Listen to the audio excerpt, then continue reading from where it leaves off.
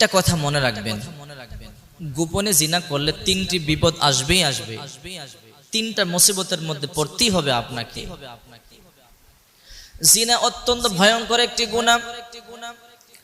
সূরা বনী ইসরাঈলের 32 নম্বর আয়াতে আল্লাহ পাক রব্বুল আলামিন বলেন, ওয়ালা তাকরাবুজ জিনা ইন্নাহু কানা ফাহিশাতাও ওয়া মাকতা ওয়া সাআ সাবিলা।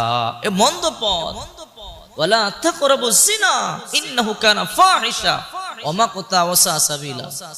জিনা করবা দূরের কথা, জিনার ধারে কাছেও যেও না। এ মন্দ পথ, একটা ফাহেশা কাজ, নির্লজ্জ কাজ। এই কাজ করবা দূরের কথা, আল্লাহ পাক বললেন তার ধারে কাছেও যেও না। বিশ্বনবী মুহাম্মদুর রাসূলুল্লাহ সাল্লাল্লাহু আলাইহি সাল্লাম বললেন, জিনাকারীদের দোয়া আল্লাহ কবুল করেন না। যারা জিনা করে এদের দোয়া আল্লাহ কবুল করেন না। এরা যতই কান্নাকাটি করে এদের দোয়া আল্লাহ তাআলা কবুল করেন।